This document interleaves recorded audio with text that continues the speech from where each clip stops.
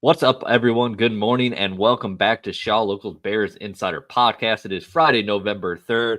It is week 9 of the NFL season already. The NFL trade deadline is passed, and that is really the main point I have a feeling we're going to be talking about this morning. We were with you guys on Tuesday morning, trade deadline day, and I think my famous last words, and Sean, I think you felt the same way. We're leaning towards not feeling like the Bears were going to make any moves. I particularly didn't think they'd be adding pieces. If anything, I thought, the Jalen Johnson deal would get done with him leaving town. But here we are on Friday morning, and Montez Sweat is a Chicago Bear. What do you think? Yeah, I didn't think that they would deal Jalen Johnson because of all the reasons we talked about the other day. Like he's too good of a player to just and too young and all those reasons. But I also didn't think they would be buying. Ryan Poles saw a pass rusher who, look, let's face it, he would not have hit free agency. I know people like to say that on Twitter, like you could have just spent the money on this guy in March and not given up the pick. But if this guy is the guy that you really coveted, he wasn't going to hit free agency. I mean, there were other teams trying to get him. I know Atlanta came up. I think Jeremy Fowler reported that Atlanta made a strong push, which happens to be where he's from. And whoever traded for this guy is going to sign him to a long-term deal. I fully expect the Bears and him to make a deal. So I completely understand what you're saying about needing to pull the trigger now. That's also the same thing we said about Chase Claypool, though, last trade deadline, and it was because and Ryan Poles in his comments this week kind of alluded to it about this draft class being weak at edge rusher and free agency. And I'll say the same thing, again, like was excited about Chase Claypool and the upside there.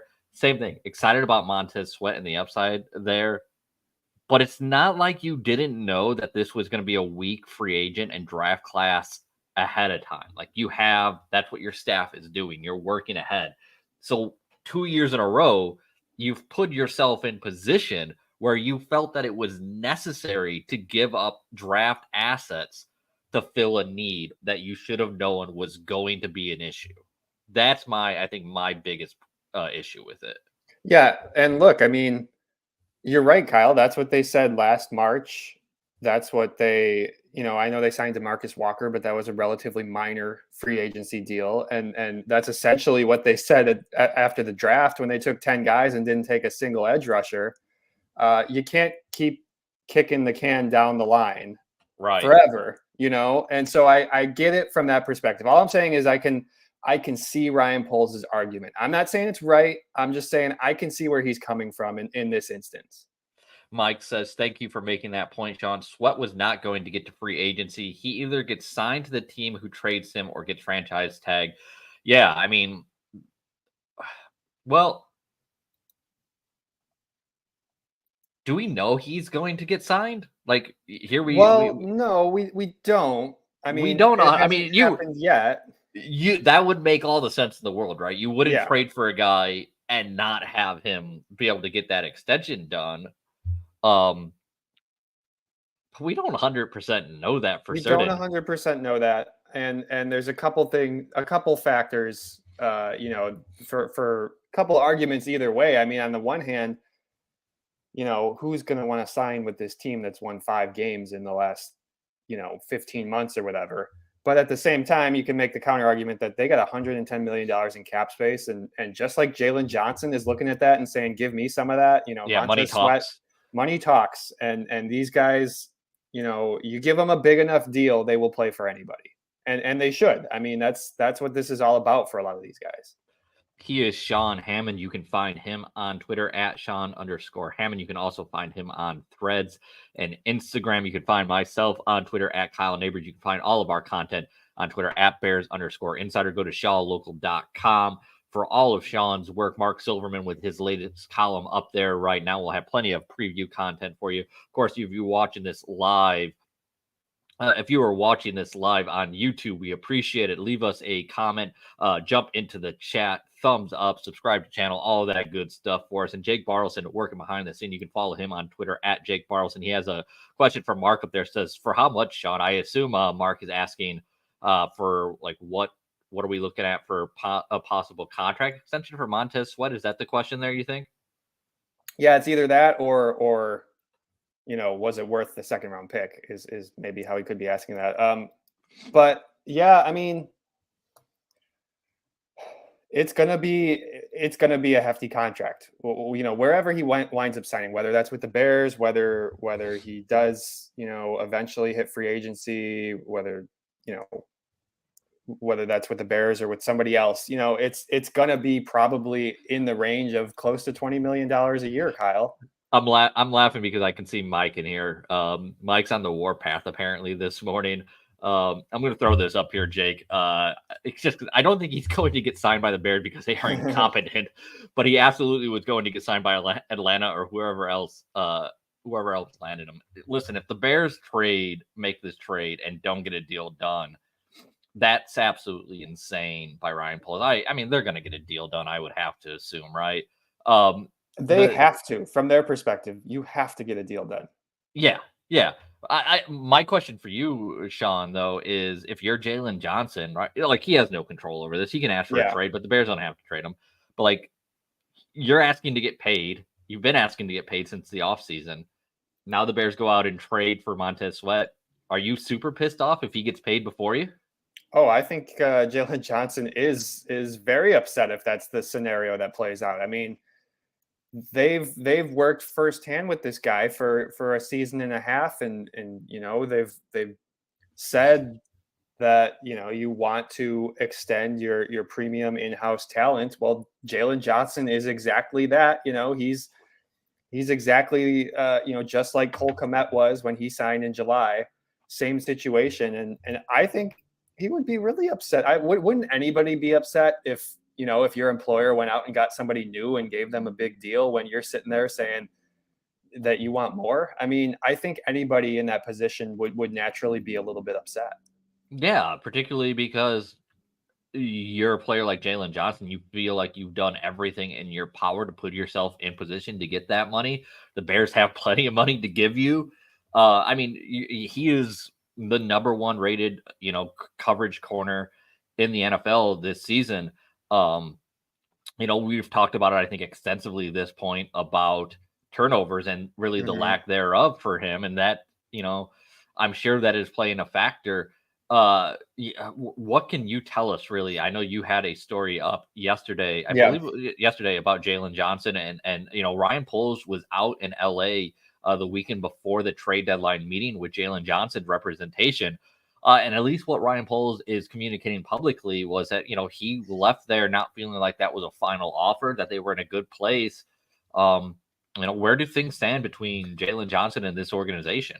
Yeah, that's exactly it, Kyle. I thought Ryan was actually quite open when he was talking about this. I was surprised by how willing he was to talk about it. He said, like you said there, he went out to LA for the game against the Chargers, went a little early, met with Jalen's people on Sunday before the game. And, he mentioned that there had been some email exchanges, but he wanted to talk in person because obviously that's always going to be better. And so it sounds like he left that meeting feeling like they had, had good talks, got sort of a baseline of what each other's looking for, but he didn't feel that either side had made a quote unquote final offer. And so that's why he says he was so surprised when he landed back in Chicago and he got the call that they wanted to seek a trade because he felt it was an incomplete negotiation, an incomplete discussion. But at the same time, he said, I have a lot of respect for Jalen. So if that's what he wants to do, like I was going to let him do that. And then he also said, which, at least around Chicago, GMs haven't said anything close to this insightful in the past. He mentioned he was looking for a late first round pick, early second round pick for Jalen if he was going to trade him, because as he put it, if he's trading a Jalen Johnson, he wants a pick that's going to be able to get a Jalen Johnson level player in return. And that's what he felt he would need to make such a deal. which wasn't going to happen. Which, this time of year when you're making these trades, I mean, generally you're talking with teams that are in contention. You're talking with the 49ers came up a lot because Jalen's from California, and the Eagles, or the teams that are probably not certainly their second round pick isn't going to be very high. And so then you're talking a first round pick. I don't know that anybody was going to give up a first round pick. If they wanted to, it probably would have happened. I mean, it's pretty rare at the trade deadline to see anyone part with a first round pick. Even a second round pick. The Bears have done it now back-to-back years. With that, you don't see that happen all that often either at the trade deadline, which kind of brings me to my next point where I want to bring this discussion to. So you saw both Montez Sweat and Chase Young get moved at the trade deadline. Montez Sweat goes for a second-round pick, most likely going to end up being a very early second-round pick. I think right now it is at number 35 is where that is. Yep. Chase Young ends up getting traded to San Francisco for a compensatory third-round pick. You're looking at roughly, I believe it's 45 to 50 spots between those two picks. Now, there's a lot to get into here. First and foremost, I think the thing that you should read from that right away is that, those 2 years that Chase Young was unable to stay on the football field certainly had an impact on his trade value, right? Oh, yeah, absolutely. I mean, the injury, the concern with his knee and the long-term health of that is definitely why his value was lower than a Montez Sweat. The question though is, I'm interested to see what people say here in the chat. Like when we're talking about the Bears needing pass rush in particular, like Montez Sweat is a terrific all-around player. One of the best run defenders you're going to find at the defensive end position. He's a guy that can get you 8 to 10 sacks. I wouldn't call him a premier pass rusher, though, right? And I would say Chase Young has a higher upside when it comes to the pass rush aspect of it. He's also younger, right? So you're balancing those two aspects of this trade. And one thing that I kind of take away from the Montez Sweat thing is I'm not sure that the Bears have enough pass rush even still after that trade. I mean, look, he's going to help, and he's going to help the defense on all levels, not just the pass rush, but obviously if you're getting to the quarterback, you're going to make things easier on the back end. But yeah, I mean, do they have, when you look at a pass rush, when you look at those edge rushers, the best teams have two really good guys. Is Yannick Ngakoue or DeMarcus Walker the answer on the other side? I don't really know. Certainly not. Yannick's only here for one season. I don't, there's no guarantee he's coming back after this. I don't know that he's the long-term answer, even if he does have a good second half of the season. And DeMarcus Walker has been relatively quiet since he got here. And so, yeah, he's going to help. Absolutely. Montez Sweat will help. He will improve. I would imagine that defenses are going to focus on him, and he's going to be the guy getting the double teams and whatnot. And then you're going to have your DeMarcus Walkers and Yannick Ngakoue's getting home on the other side. But no, I mean, this is still an incomplete defensive line at this point, Kyle. And I'm not saying there's anything wrong with the trade. I'm just saying, like, you look at the way, like, how much pass rush you see out there in San Francisco, right? And they still were like, you know what? We need more. We need to go get ourselves a Chase Young. I'm not sure that the Bears still, like I said, I'm confident that the Bears still don't have enough pass rush. I think they're still going to need to find another above average edge rusher when we get into free agency. I just don't know what's going to be available, honestly, at this point. Let's see here. Yeah, CJ says, agree, Kyle. The hope is that Yannick get increased pressure with Sweat. Yeah, I mean, they are. Again, don't get me wrong. They improved the pass rush and the defense a considerable amount here. I think this might just be me having the realization of how far this pass rush still needs to go a year and a half into this rebuild that Ryan Poles is, undertaking. Well, and I think when you look at the two deals, including the Chase Young deal, Also, just an aside, like, was there not a single other team that could offer up a third round pick for that guy? How do the 49ers get like every good player? I don't know how this keeps happening, Kyle. Literally every team had a better third round pick, and nobody was willing to make that deal. But you look at those two guys, and Chase Young is more of a gamble. And so, because of the injury history, he really wasn't able to get on the field last season. And he's had a good, once he got back, he's been all right since then. He's played in started 6 games so far this year. But I think you have to kind of ask yourself, like, you look at a Montez Sweat, he's a guy who's probably going to get you 8 to 10 sacks every season. Like you said, he hasn't had a season where he had 15 sacks or anything crazy like that. But would you rather have that consistent guy who's hopefully going to be there every single game, or would you rather, take a gamble on the upside of Chase Young and the potential that it doesn't work out at all? I should learn my lesson after last year with Chase Claypool and saying you always go for the upside, right? I mean, Chase Young, I don't know. I really don't know what the answer there is there. Yeah, and there is no perfect answer. I think the 49ers are a team that was in a good place to take the chance on Chase Young because they have so many other guys too. Alan says the Bears sack leader has two. All capitals want to stress that. And they spent money on defense last year. If Sweat plays and Sweat plays and pressure doesn't get better, that's on Coach Flus. Yeah. I think that's absolutely a good way to look at it. That's a fair statement.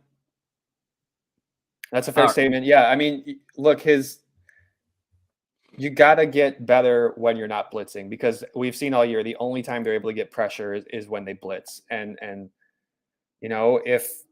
if this move doesn't help you get home with 4, then I don't know what we're doing here with the 4-3 defense and Coach Flus. Shaw Locals Bears Insider Podcast is sponsored by Ken Nelson Auto Group, proudly serving the Sauk Valley area for over 55 years. Ken Nelson Auto Group offers 10 new vehicle franchises in one convenient location right here in Dixon, Illinois. Shop a great selection of new and pre-owned vehicles at kennelsonauto.com. Sean, we've spent the first 20 minutes or so talking about the trade deadline. We do have a football game to get to against the Saints a little later, but that wasn't really the only news out of Hallis Hall. Is the weirdness continues at Hallis Hall this week. Obviously, early in the season, we saw the departure of Alan Williams, the Bears defensive coordinator. We know, well, we still haven't actually ever, figured out what happened there, but probably never going to figure out at this point what happened there, at least until the offseason, that is. But then we have another departure this week with the Bears firing their running back coach. The Bears are telling us everything is fine inside of Hallis Hall, that the culture is good, but this doesn't happen with NFL franchises. No, this is the weirdness continues. David Walker, the running backs coach, was fired Monday or Tuesday, whatever day that was, and now you're talking about 2 assistant coaches gone. And this time they really didn't say anything about Alan Williams other than he put out that statement that he was taking care of his health and spending more time with his family. And that's what the Bears kept saying as well. And this time was a little different, where, when Matt Eberflus was questioned about David Walker being released, he did say that, like, our standards weren't met. He was vague about it, of course, but he said our standards weren't met. And when that happens, we got to take action. And so, we did what we did. And, he made the argument that, the culture is good and that everybody in the building should feel better by the fact that we took care of this. And I don't know how, employees who really work in that building are going to take that, but that's the company line, if you will. The culture is still good. And I don't know. I mean, when you got 2 coaches fired in the span of 6 weeks or whatever it is. Well, I don't know. Just to clarify, Alan Williams, he resigned. You said he fired. Resigned. Okay. Yeah. Sure. He resigned, but It Call it just whatever you isn't want. a good look. Mike with a Seinfeld reference there. We're don't even throw that one up, Jake. I don't want to infer what Mike is saying there, but I'm laughing about it because I'm a Seinfeld nut myself and know what he's talking about there. Uh, I completely lost track now. Thanks, Mike. Yeah, Where are let's we just at, Sean? say, I wouldn't be surprised if George Costanza is working for the Bears these days instead of the Yankees. There's a lot of weird stuff going on. Yeah, George Costanza just out in the parking lot pulling around the Super Bowl trophy, trying to get Just trying himself to get fired. So Oh, who knows what's really going on behind closed doors. You do wonder like how much of this is Kevin Warren's influence now that he's in charge of the organization. Are they tolerating? I don't know. I don't even want to speculate because we don't know what happened. But another coach is gone. It's obviously, this is becoming a trend now, and that's not good. so there's two ways to look at this. I will say this: anytime you're talking about professional sports, there's a lot of smaller off-field stuff of maybe shenanigans happening that kind of gets pushed aside or swept under the rug, right? That we don't really ever hear about.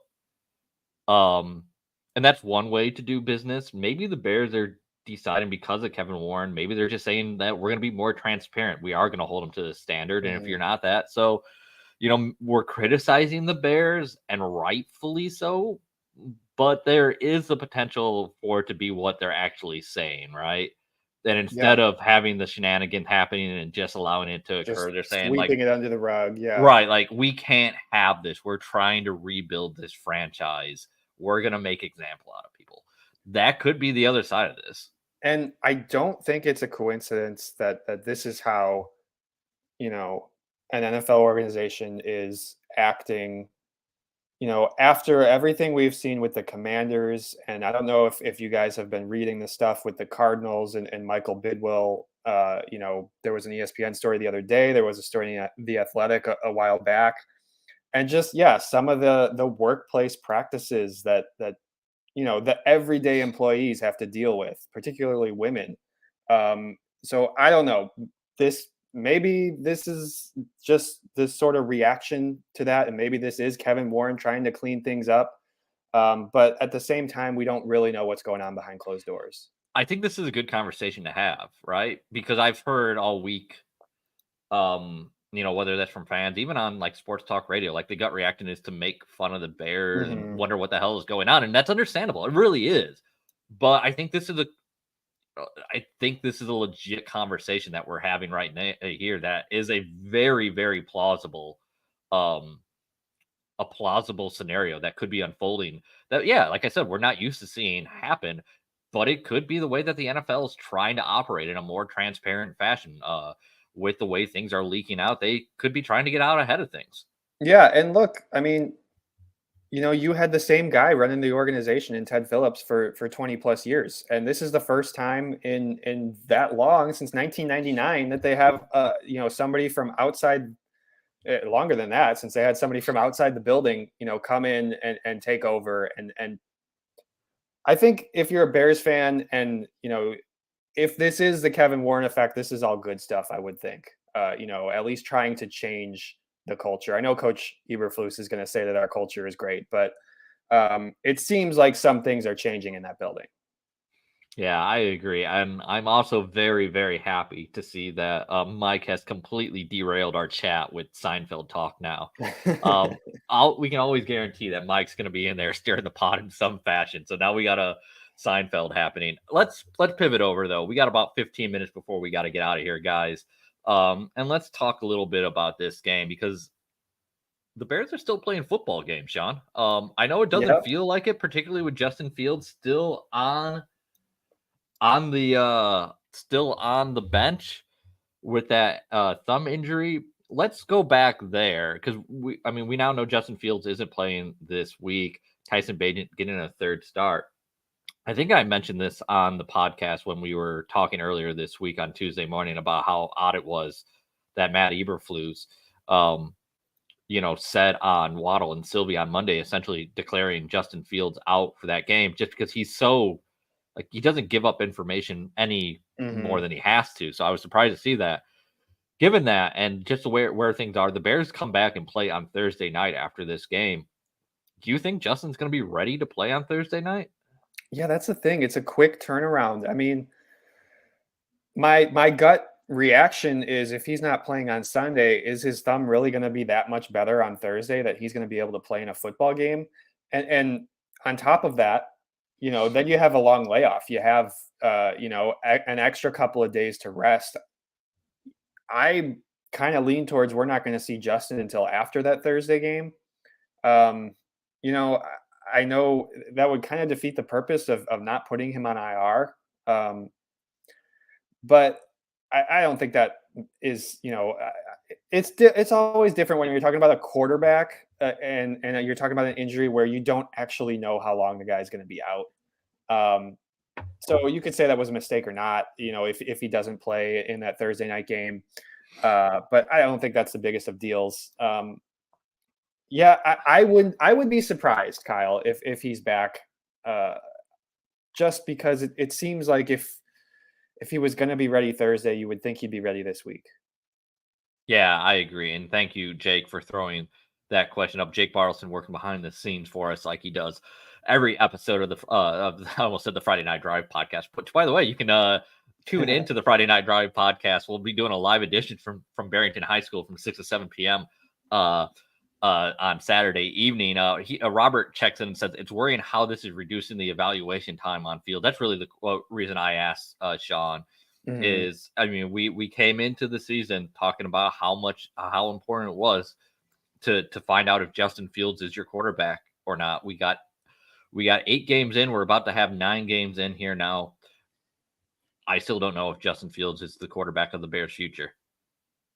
Yeah, and then let's say he doesn't play Thursday night against the Panthers at home. You're talking about 7 games left to figure out what exactly you got here, and that's assuming that he stays healthy. That's assuming that all his receivers don't get hurt in December, like happened last year, and it was basically a total waste of Oh everybody's man, time. if we have to watch another December like we watched last year, I'm banging my head against the wall.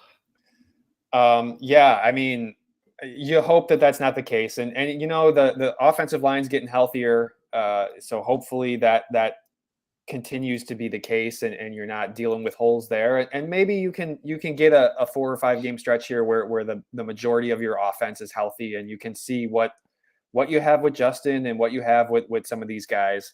But yeah, it is concerning, and let's put it this way, if Justin's not back for that, let's say he sits out this week, sits out Thursday against the Panthers. If he's not back after that, then you have some real concerns.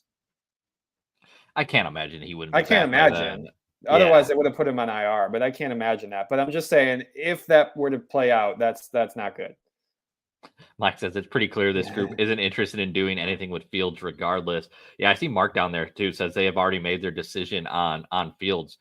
Why? Like I Is don't that think what that's the people are feeling? Is that what fans are feeling right now? yeah, say this is the first I'm kind of hearing this take. Me personally, like I'm ready for the Tyson Bagent thing to be over. Like I need to see Justin Fields. I mean I know that doesn't mean that's what his coaches feel. That's what his GM feels. But going into week 3 with Tyson Bagent, I'm kind of it was a fun story. Obviously, Kyle. We had a lot of fun that first week talking about where he's come from and everything. But you got to get Justin Fields on the field. I don't think they're done with Justin Fields. I don't think any evaluation is done. And that's maybe a concern because that's one aspect um going back to the trade deadline, right? Like does I'm going to try and tie all this together here. Mhm. Does the addition of Montez Sweat, does that mean Matt Eberflus is safe?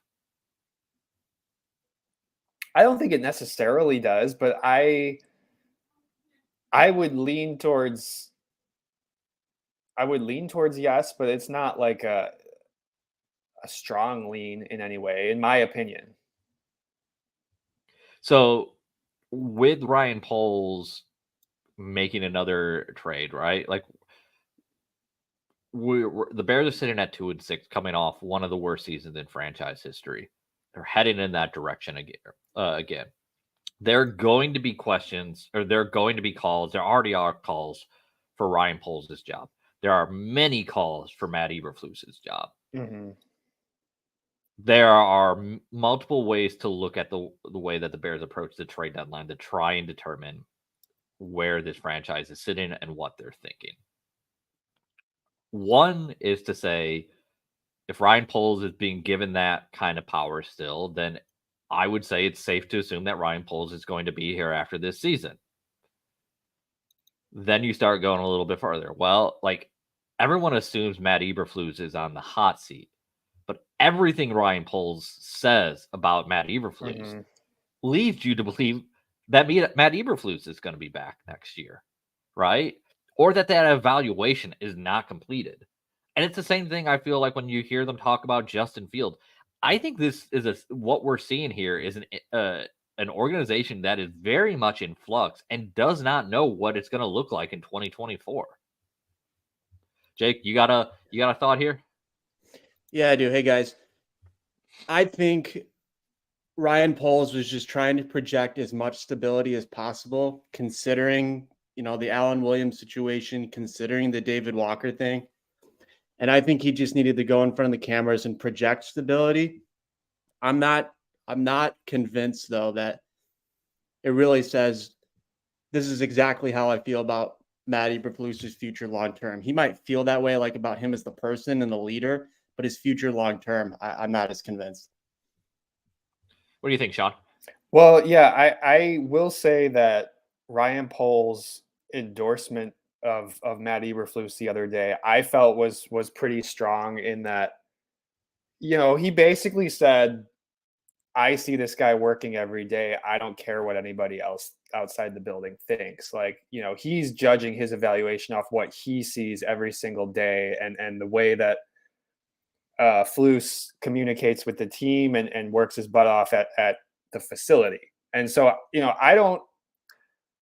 that doesn't mean that he couldn't still fire him. On one hand, yes, that seems to be a strong endorsement. On the other hand, like, I don't know, he the GM has to say that at this point of the year. You have to endorse your coach unless you're going to fire him tomorrow, because there's you got to keep this ship going, at least through the season or whatever. I don't expect that his mind may change come week 18 and come the Monday after. But it sure seems like he's behind Flus 100%. It sure seems that way, Kyle. Yeah, that's why I wanted to talk about it. Everything that he's saying, the way that they approach the trade deadline, kind of leads me to believe that this coaching staff, everything is going to get run back. I see some people in the in the chat kind of questioning whether maybe there's some changes on the coaching staff, like along, let's say, like Luke Getsy. I don't really see that being a scenario, right? Like, if Matt Eberflus is back, I think probably the coaching staff is back with him, is my guess, guys. Especially, you got to go ahead. Sorry to step on you, Sean. To your point, Kyle, on that, let's say Matt Eberflus is back. What assistant coach is going to want to go to a lame duck coach for a season just to wait to be fired? Right? Like, if you're going to keep Matt Eberflus, you might as well just keep the staff, because you're not going to probably attract the type of high-level assistant to come for one season if he's going to get fired the next.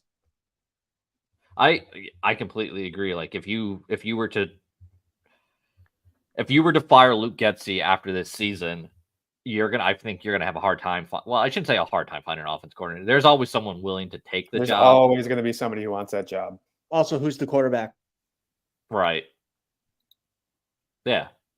You're already looking for a defensive coordinator. That in itself is a big change. That's true. Yeah, you are already working on the defensive side of the ball, and if you bring in a defensive coordinator, how many of his own coaches does he want to bring in? Right. Know? I mean, you could see a bunch of the defensive coaches changing because of that. Yeah. Yeah, absolutely. Real quickly, too, guys, I just want to say this on the Montez Sweat thing. I'm not sure. I think they made this trade whether Matt Eberflus is the coach next year or not.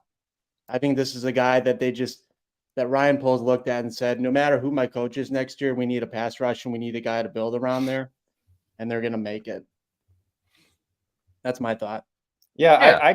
I can totally see that, Jake. I mean, you look at the size and length of this guy. I mean, he's probably going to be a dude who can play in just about any defensive system. Yeah, yeah, I mean, he could absolutely play in a 3-4-4-3. Like Montez Sweat should be in good shape with the Bears, no matter what they do with the coaching staff over this offseason. Let's see this just popping in from Robert down here. We are starting to get a bad name where receivers go to die, et cetera. A record number of QBs, et cetera, need stability. Kind of being a Chicago sports fan in general, right? I think you mostly get a bad rap if you're a Chicago sports fan. There's no way around it, guys. Like the Bears at this stage are one of the more dysfunctional franchises in the NFL, right? Like you look around and there's really only one way to go, right, guys? I just Yeah, I mean, a lot of times it all comes from the top. You know how it goes. I mean, we've seen it with look at what the Raiders are doing yet again, fired their head coach and their GM, and it's just that endless cycle.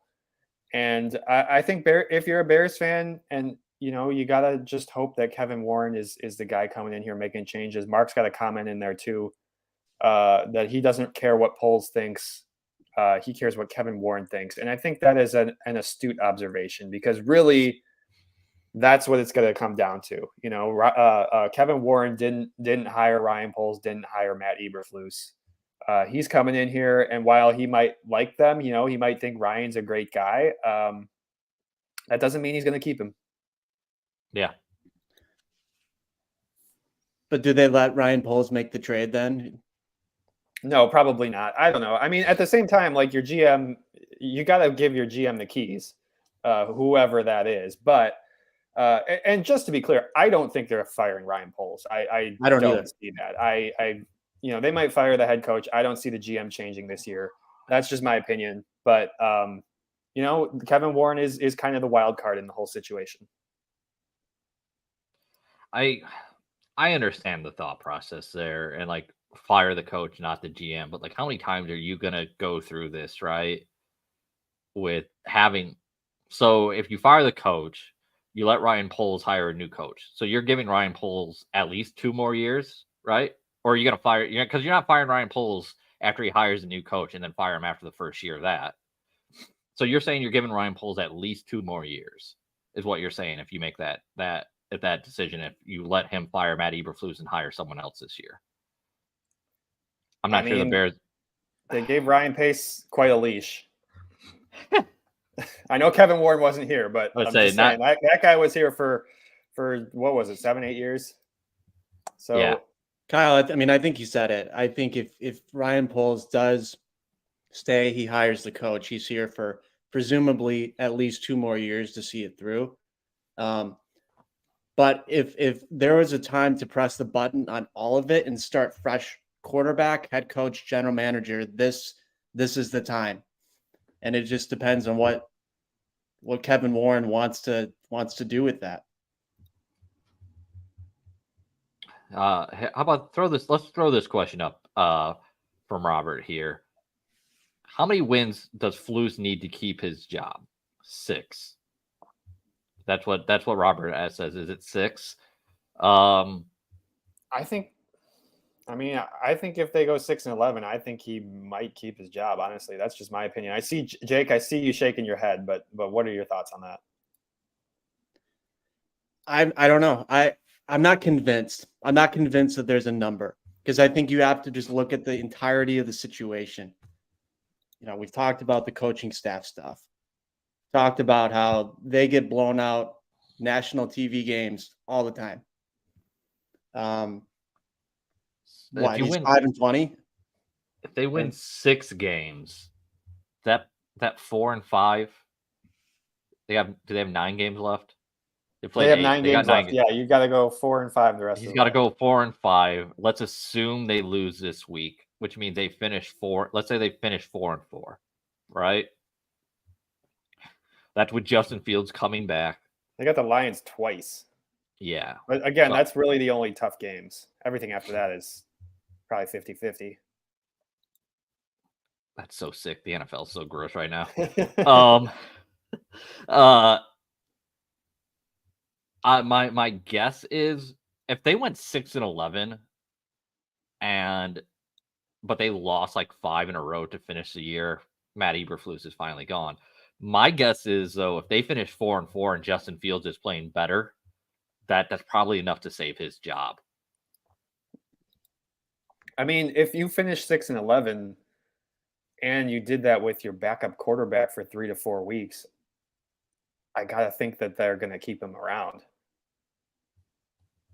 I think Ryan Poles wants to give his first choice as head coach every chance.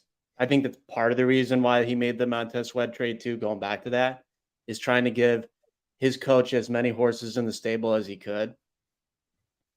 I don't think Ryan Poles wants to fire Matt Eberflus. It just depends on what the end looks like. And that goes back to, again, what his press conference, like it was glowing. He said all the right things. I don't think he wants to. Yeah, I think if it looks okay, like I said, I think 4-4 is probably enough down the stretch that that'll look good enough that Ryan Poles can justify keeping Matt Eberflus around. If this was to go off the rails, it's going to be a lot more difficult. I see. I was looking up here. I think Robert said, we get a win on Sunday. That's halfway to 6. They're not winning on Sunday. That's a good place for us to finish this up here as we pass the 40-minute mark, guys. I don't think the Saints are a great team by any means, but I think they're really good defensively. Considering what we just saw out of Tyson Bagent last week in this offense, I give the Bears very little chance to win this game on Sunday. How about you, Sean? The Saints are one of the toughest teams to pass the ball against right now. I mean, they're top 10 in passing yards defensively. They're top 5 in interception rate. They're ranked 3rd in first downs allowed. This does not set up well for a backup quarterback. I think the Bears, you can try to lean on that run game like they did a couple of weeks ago against the Raiders. But we saw, in that Chargers game, once they fall behind, it's really tough to do that. I have a hard time seeing them scoring a whole lot against this defense. Mike, I know you know what the over-under is. Throw that in there. I'm wondering what the over-under in this game is right now. It can't be very high. I don't expect there to be many points in this game on either side of the ball. Like the Saints, they're just, like they run an offense too that it's not vanilla is not the right word, but like they're not a big play offense, right? Like they're fine with putting together nice 8 to 10 play drives that take 5 or 6 minutes of chunk of time off the clock each drive. So, I expect this to be like honestly, a snore fest. Mike says 40 Saints -8, total 41.5. Mike, you always talk about pounding the over, right? 41.5. That seems about right. Like, I'm probably still taking the under at 41.5, though, guys. How about you? Jake's shaking his head, yes. I don't think there's going to be a lot of points scored, especially for the Bears. Sorry, I got to pull this up. This is great from Robert. Breakout Bayless game, 200 yards plus. Love it. Yeah, Bears are not going to be scoring a lot of points. The only way this goes over is if the Saints score a lot, which I don't think is out of the question. Tremaine Edmonds is dealing with a knee injury. It's possible he doesn't play. Jaquan Brisker, Eddie Jackson are still dealing with injuries. This could be one of those games that gets sneaky ugly in the second half, that maybe we're not expecting it to. Man, there's a lot of people picking the Bears in the chat right now. People feeling good on a Friday morning, apparently. Feeling optimistic. Tyson Bagent, baby. Derek Carr has a 1-2 record against the beloved. It's a pretty small sample size there, CJ, to be going on, but I like the enthusiasm, guys. I did not expect to see some people. 2 in is here more fighting. than 1, Kyle. 2 losses is more than 1 try. win. I don't know if it's just Friday morning here. Everyone, like I said, feeling good, trying to find a way to convince themselves that the Bears are winning this game on Sunday. I don't see it. Like I'm right. Like I think the Bears lose this game like 27-10, something like that. I think it's if you're a Bears fan. If you're a Bears fan, I think you should probably have a beer ready or 2 on Sunday. I think this is going to be a tough watch. Sean, what are our picks, guys? Real quick on Sean there. I think you gave Obvious Shirts a new T-shirt. Tyson Bagent, baby. Yeah, there you go. There you go. He's certainly got Tyson Bagent certainly has a confidence. He'll probably be wearing that one himself. Yeah, Kyle, I'm not picking the Bears in this game either. I'm going to take the Saints. Just off the top of my head, I'll say 24-13. What about you, Jake? Sean stole my score prediction. It helps to go first. Yes. As I said, I'll take the Saints 27-10. I don't think this is going to be a very good game, guys. But all right, we got to get out of here. Thank you, everyone who joined us live this morning. We appreciate it. We're usually with you live on Mondays and Fridays at 9:30 a.m. unless the Bears are traveling the night before and Sean's on his way back. Thank you, everyone who joined us live. Stick with us all weekend long. We'll have plenty of coverage for you at shawlocal.com. For Sean Hammond and Jake Bartleson, I am Kyle Nabors. We'll talk to you guys later.